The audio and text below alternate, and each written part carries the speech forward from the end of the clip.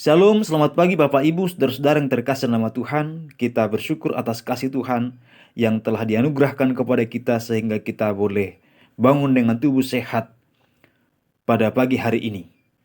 Dan untuk mengawali aktivitas kita, mari kita bersyukur di dalam doa dan juga akan mendengar firman Tuhan. Marilah kita berdoa. Terima kasih Bapak atas kasih Tuhan yang telah Tuhan nyatakan. Tuhan telah menjaga melindungi kami sepanjang malam istirahat kami.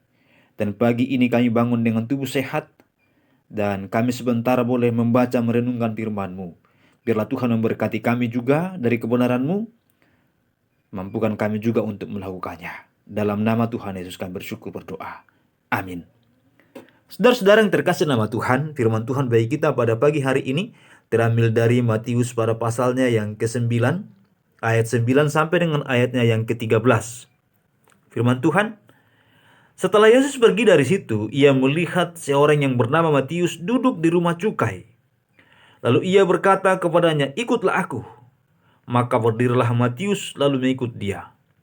Kemudian ketika Yesus makan di rumah Matius, datanglah banyak pemungut cukai dan orang-orang berdosa dan makan bersama-sama dengan dia dan murid-muridnya. Pada waktu orang Farisi melihat hal itu, berkatalah mereka kepada murid-murid Yesus, "Mengapa gurumu makan bersama-sama dengan pemungut cukai dan orang-orang berdosa?" Yesus mendengarnya dan berkata, "Bukan orang sehat yang memerlukan tabib, tetapi orang sakit. Jadi pergilah dan pelajarilah arti firman ini. Yang kukehendaki ialah belas kasihan dan bukan persembahan. Karena aku datang bukan untuk memanggil orang benar, melainkan orang berdosa." Yang berbahagia adalah setiap orang yang mendengar dan melakukan firman Tuhan. Tema kita pada pagi hari ini adalah bagaimana Tuhan memandang Anda. Saudara yang terkasih dalam nama Tuhan, Matius dengan begitu jelas menuliskan kisah pertemuannya dengan Tuhan. Sampai akhirnya dia menjadi murid Tuhan. Jelas sekali bahwa di sini disebut dia sedang berada di rumah cukai. Memang benar pekerjaannya adalah pemungut cukai, yang bagi orang Yahudi adalah pekerjaan yang hina, yang terkadang dianggap sebagai perampas hak atau kekayaan orang lain. Karena pemungut cukai juga sering juga dianggap sebagai orang yang tidak nasionalis, pembelot, karena mereka bekerja bagi bangsa lain, mengumpulkan pajak yang diserahkan kepada bangsa lain, yaitu orang Roma pada waktu itu. Nah, apalagi sering sekali para pemungut cukai mengambil cukai sesuka hati, mengambil pajak sesuka hati, yang pada akhirnya memperkaya diri sendiri atau sering kita sebut sekarang dengan istilah korupsi. Jadi bagi orang Yahudi, pemungut cukai adalah musuh. Bagi orang Yahudi, pemungut cukai adalah orang yang biasanya dihina, diejek, dan tidak punya sifat nasionalis. Saudara-saudara yang terkasih nama Tuhan, bagi orang Yahudi, pemungut cukai dianggap sebagai pendosa terbesar. Karena mereka dianggap banyak menipu uang rakyat masyarakat.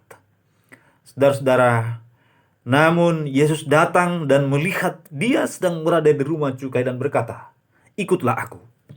Satu hal yang sangat luar biasa. Apakah Tuhan tidak tahu dia adalah pemungut cukai? Tuhan tahu. Tetapi mengapa Tuhan berkata kepada "Ikutlah aku"? Itulah mengapa tema kita pada pagi hari ini adalah bagaimana Tuhan memandang Anda. Kalau orang dunia memandang Matius sebagai musuh, orang-orang Yahudi lain menganggap dia sebagai orang yang paling berdosa, orang yang hina, orang yang patut diejek, orang yang tidak nasionalis, penghisap darah, atau lintah darat, dan lain sebagainya. Tetapi Tuhan memandang dengan cara yang berbeda. Maka Tuhan datang kepada dia. Dan ketika Tuhan berkata, "Ikutlah aku," dia begitu sukacita. Matius begitu berbahagia mendengarkan hal itu. Dia menjamu Tuhan dan makan di rumahnya. Ikut pula hadir para pemungut cukai yang lain. Mereka makan di sana, lalu orang Farisi melihat, wah, ternyata orang-orang berdosa berkumpul makan bersama dengan Tuhan, bersama dengan Yesus. Lalu mereka mencibur, mulai mengejek Tuhan dengan berkata, Lihat gurumu, dikatakan kepada murid Tuhan, dia makan bersama-sama dengan pemungut cukai, dengan orang-orang berdosa.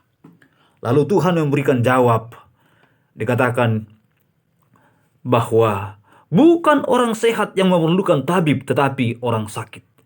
Jadi pergilah dan pelajari arti firman ini, yang kukehendaki ialah belas kasihan dan bukan persembahan.